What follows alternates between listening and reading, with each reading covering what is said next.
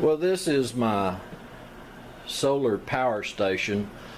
I got, I believe, 6 of the little 20 watt or 15 watt solar panels that you can get from Harbor Freight, or I think Northern Tool sells the same panel.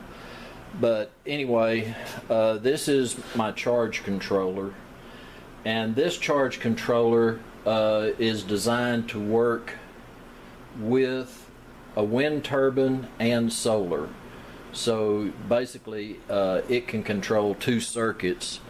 And up here on the top, up here, when the batteries are at full charge and you're actually generating a surplus, and this came in effect more when I had my wind turbine on. This is a water heater element. I believe it's 110 or 110 element. And what I did is just tied in that leg into this water heater element, because before I had that, I found that with a wind turbine, the voltage, unstored or controlled voltage, if you're generating 12 volts, that thing goes wild. It would generate well over 100 something volts, and it may not have had many amps, but it was kind of scary. So anyway, this is what I use to bleed off the extra voltage that whenever the charge controller is tripping and cutting out for the batteries.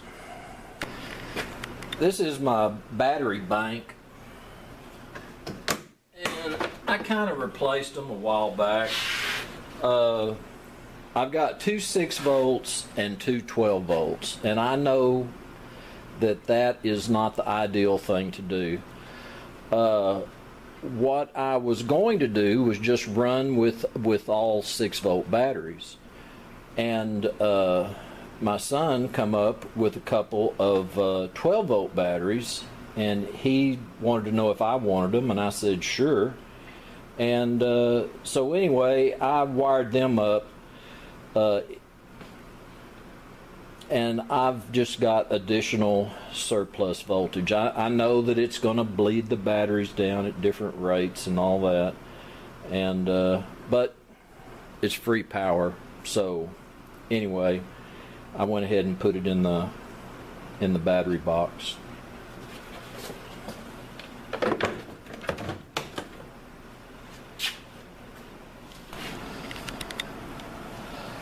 Well, what I do to kind of help let me know what kind of condition that the batteries are in, I just have a simple automotive voltmeter, and that'll give me just kind of a rough idea of the state of charge. And if I need to know something possibly in more detail that this little analog gauge won't show, I can move over here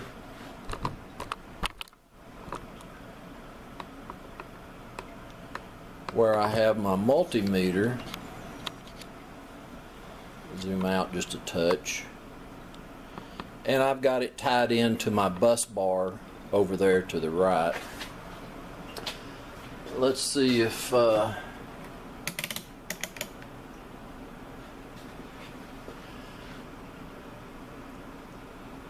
you can see with the multimeter is showing that we're at 13.54, and it looks like it is climbing a little bit. So looks like we started charging. The charge controller let it charge up some.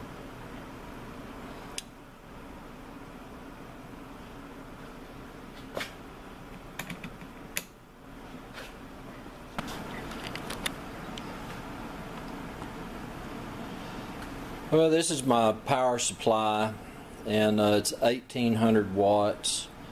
I'm using, I think, aught gauge cable. I tie into all the batteries using that cable right there. And the larger the cable, the more amps can be delivered to this inverter at one time. What I want to do at another time is these type inverters, or what they call modified sine wave, and you've all seen these electronic patterns and everything on how electricity flows. And what this one, the wave pattern of it looks kind of like jack-o'-lantern teeth. It's just its own, it's real flat on top, and then it just drops off. A pure sine wave is what I want to get, and I want to get about a 2,000 watt pure sine wave, and it has a more natural flow. Okay. Why would I be concerned about that? Electronics now are a lot more sophisticated than they used to be, and they're not very receptive, some of them aren't, to the modified sine wave. They operate much better on the pure sine wave. So it's easier on the TV, easier on a computer and other electronic appliances that have circuit boards in them. And also, my little solar panel, control panel over there, I really, a little later in the year, when it gets a little cooler, I want to put my wind generator back up. I had it up at the other house, and I think I have like one early video on YouTube on actually building it and all that. So what I'll do is I don't know, maybe in September or October, when it's much cooler, it's hovering around 100 degrees, between 90 and 100. So that's too hot out there to be digging a hole and concreting a post in the ground. I do appreciate y'all coming by the shop today. This is Rusty Glovebox, and I'm out of here.